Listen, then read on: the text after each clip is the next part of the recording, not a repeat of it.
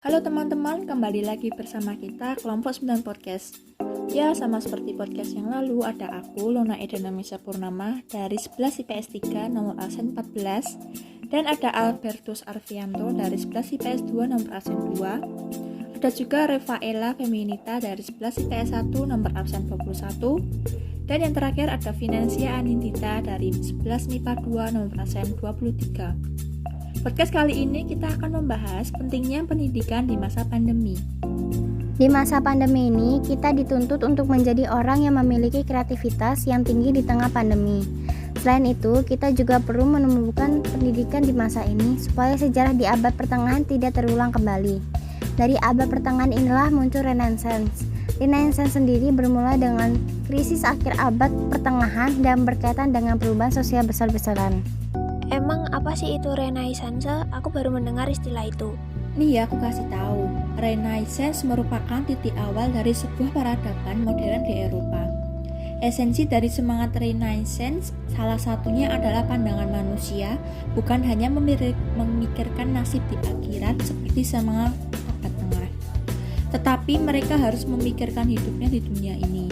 Renaissance menjadikan manusia lahir ke dunia untuk mengolah, menyempurnakan dan menikmati dunia ini, baru setelah itu menengadah ke surga. Nasib manusia di tangan manusia, penderitaan, kesengsaraan dan kenistaan di dunia bukanlah takdir Allah, melainkan suatu keadaan yang dapat diperbaiki dan diatasi oleh kekuatan manusia dengan akal budi, otonomi dan bakat-bakatnya. Manusia bukan budak, melainkan majikan atas dirinya. Inilah semangat humanis, semangat manusia baru yang oleh Cicero dikatakan dapat dipelajari melalui bidang sastra, filsafat, retorika, sejarah, dan hukum. Semakin kuatnya Renaissance, sekularisasi berjalan makin kuat. Hal ini menyebabkan agama semakin diremehkan, bahkan kadang digunakan untuk kepentingan sekularisasi itu sendiri. Renaissance mengajarkan kepada manusia untuk memanfaatkan kemampuan dan pengetahuannya bagi pelayanan kepada sesama. Manusia hendaknya menjalani kehidupan secara aktif, memikirkan kepentingan umum, bukan untuk hidup bersenang-senang dalam belenggu moral dan ilmu pengetahuan di menara daging. Sejarah Renaissance juga mendorong munculnya reformasi gereja dengan adanya perkembangan pemikiran selain ajaran gereja. Dari sejarah Renaissance aku jadi ingat ayat Alkitab Efesus ayat 2 bab 19-22 yang menjelaskan, demikianlah kamu bukan lagi orang asing dan pendatang, melainkan kawan sewarga dari orang-orang kudus dan anggota-anggota keluarga Allah yang dibangun di atas dasar para rasul dan para nabi, dengan Kristus Yesus sebagai batu penjuru. Di dalam Dia seluruh bangunan rapi tersusun menjadi bait Allah yang kudus. Di dalam Tuhan, di dalam Dia, kamu juga turut dibangunkan menjadi tempat kediaman Allah. Di dalam Roh, kesatuan di dalam gereja mendapatkan dasarnya dari kesatuan Tritunggal, yaitu Bapa, Putra, dan Roh Kudus. Kesatuan gereja harus terus kita perjuangkan dalam hidup sehari-hari. Dan memperjuangkan kesatuan gereja itu, kita sebagai anggota gereja tentu harus ikut mengambil bagian dalam perjuangan tersebut. Sejarah Renaissance juga mendorong munculnya reformasi gereja dengan adanya perkembangan pemikiran selain ajaran gereja. Dari sejarah Renaissance aku jadi ingat ayat Alkitab Efesus ayat 2 bab 19-22 yang menjelaskan, demikianlah kamu bukan lagi orang asing dan pendatang, melainkan kawan sewarga dari orang-orang kudus dan anggota-anggota keluarga Allah yang dibangun di atas dasar para rasul dan para nabi, dengan Kristus Yesus sebagai batu penjuru. Di dalam Dia tumbuh seluruh bangunan rapi tersusun menjadi bait Allah yang kudus.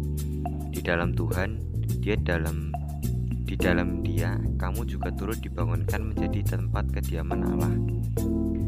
Di dalam Roh, kesatuan di dalam gereja mendapatkan dasarnya dari kesatuan Tritunggal, yaitu Bapa, Putra, dan Roh Kudus. kesatuan gereja harus terus kita perjuangkan dalam hidup sehari-hari. Dan memperjuangkan kesatuan gereja itu, kita sebagai anggota gereja tentu harus ikut mengambil bagian dalam perjuangan tersebut. Di masa pandemi saat ini, pendidikan juga dibutuhkan dalam aspek pembangunan berkelanjutan. Pembangunan berkelanjutan sendiri berarti pembangunan ekonomi yang memanfaatkan sumber daya alam dengan baik, sehingga generasi pendatang dapat melanjutkan pembangunan yang sudah dijalankan saat ini. Dalam melaksanakan pembangunan ekonomi saat ini, kita tidak boleh merusak atau mengurangi kualitas lingkungan hidup yang akan tetap diperlakukan dalam pembangunan di masa datang. Setiap generasi harus mewariskan lingkungan hidup yang sehat dan utuh untuk menjamin sumber daya alam pada generasi berikutnya. Maka dari itu, untuk mewujudkan pembangunan berkelanjutan, kita harus menjaga lingkungan dan sumber daya, karena Indonesia sendiri memiliki kasus pencemaran yang tinggi. Banyak dari tanah, air, dan udara tercemar karena kurangnya kesadaran menjaga sumber daya, seperti pembuangan limbah kardus. Limbah kardus merupakan limbah yang sangat sulit terurai di tanah dan bisa menyebabkan pencemaran, baik pencemaran air, tanah, maupun udara. Limbah kardus juga berbahaya bagi tumbuhan karena dapat memperlambat pertumbuhan dan menjadikan tumbuhan itu mati. Tumbuhan memiliki jaringan-jaringan, salah satunya adalah jaringan penyokong. Seperti namanya, jaringan penyokong berfungsi sebagai penguat atau penyokong tumbuhan. Dindingnya tebal dan akan berhenti melakukan pembelahan ketika sudah mencapai usia dewasa. Contoh dari jaringan penyokong adalah kolenkim dan selenkim. Selain jaringan penyokong, juga ada jaringan lain yang memiliki fungsi bagi tumbuhan, yaitu jaringan dasar. Jaringan dasar menyusun sebagian besar tubuh tumbuhan. Kelompok jaringan ini memiliki banyak fungsi, tergantung tempat jaringan ini berada. Seringkali jaringan ini mengisi bagian terbesar dari suatu organ, menyusun daging buah, kulit batang, isi umbi atau rimpang yang menyimpan pati atau metabolit sekunder tertentu. Nah, dari penjelasan itu kita dapat menyimpulkan bahwa limbah kardus sangat berbahaya bagi tumbuhan. Padahal limbah kardus yang masih bisa digunakan dapat dijadikan suatu kerajinan yang indah dan bermutu, seperti kerajinan tempat tisu dari kardus. Wah, menarik itu. Cara membuatnya gimana ya? Aku mau mencobanya supaya limbah-limbah kardus itu tidak mencemari lingkungan lagi. Kamu mau buat? Wah, caranya gampang nih. Kamu tinggal siapkan alat dan bahan, yaitu yang pertama kardus bekas, yang kedua kertas kado, yang ketiga lem, keempat gunting, kelima pita hias, keenam pensil dan penggaris, ketujuh tisu yang berbentuk persegi. Cara membuatnya yaitu buatlah pola terlebih dahulu di kardus menggunakan pensil dan penggaris sesuai panjang dan lebar tempat tisu. Kemudian gunting kardus sesuai pola. Lalu lemlah pola yang sudah digunting. Satukan semua pola sesuai bentuk tisu menggunakan lem. Lemlah pita hias. Kemudian masukkanlah tisu tersebut dan jadilah kerajinan tempat tisu. Mudah kan? Wah, iya, mudah banget. Aku nanti mau coba bikin deh. Limbah kardus tersebut juga dapat menjadikan suatu uji coba terhadap titik berat, yaitu sebagai berikut. Diketahui X1 6 cm, X2 6 cm, Y1 6 cm, Y2 14 cm, A1 144 cm persegi, dan A2 36 cm persegi. Iya, selama di masa pandemi ini kamu ngapain aja sih biar kamu juga bisa belajar walaupun ada pandemi COVID-19 ini, biar waktu luangmu berguna? Kalau aku sih untuk mengisi waktu luang biasanya aku membaca buku novel berbahasa Jawa sih. Ya, walaupun ada pandemi ini, aku juga sedikit-sedikit mencari ilmu. Wah, menarik tuh. Emang judul novel yang kamu baca itu apa sih? Judul novel yang aku baca itu Sang Pangeran Pati. Unsur intrinsik dari novel itu apa aja sih? Kalau menarik, aku juga mau baca novel itu.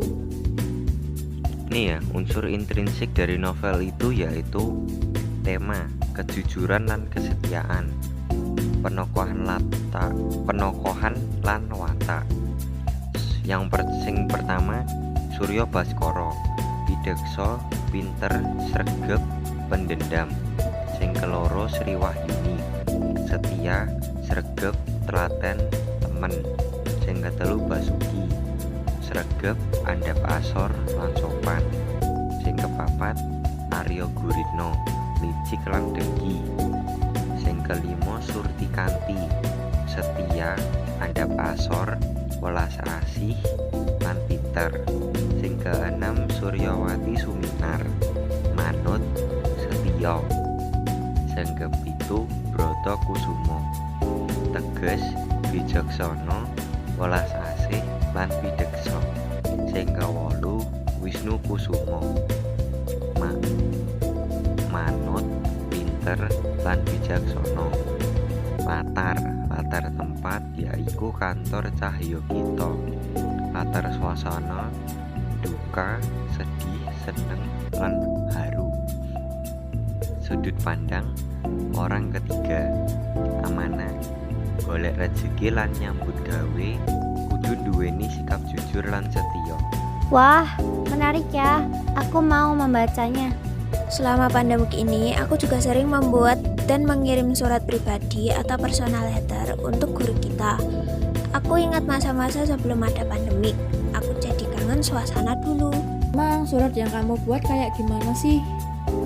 September 5, 2021. To Mrs. Nunik, how are you, Mom? I really miss hearing your voice while teaching me and advising me when I was at school. Also, we can meet in a real class, but I hope we can still have fun sport learning. Like the last time, you taught us about physical fitness, that I like speed, strength, like running and push-up. I like that sport because it's also specific goals such as improving the blood circulation system, nervous system, and heart function, and making our bodies healthy. The COVID-19 outbreak made me realize how much you care and the knowledge you have given to me. Hopefully in a situation like this, we can still communicate like students and teachers. I will pray that this place will recover quickly from Indonesia so that I can meet my teachers again and exercise face-to-face with Miss Nunik return. That's all my letter. I hope we can meet in a real class soon. Dear sincerely, Albert. Wah, bagus nih. Aku juga berharap pandemi kali ini dapat segera selesai. Amin. Baik teman-teman dan Bapak Ibu Guru, sekian podcast dari kami, kelompok 9. Terima kasih.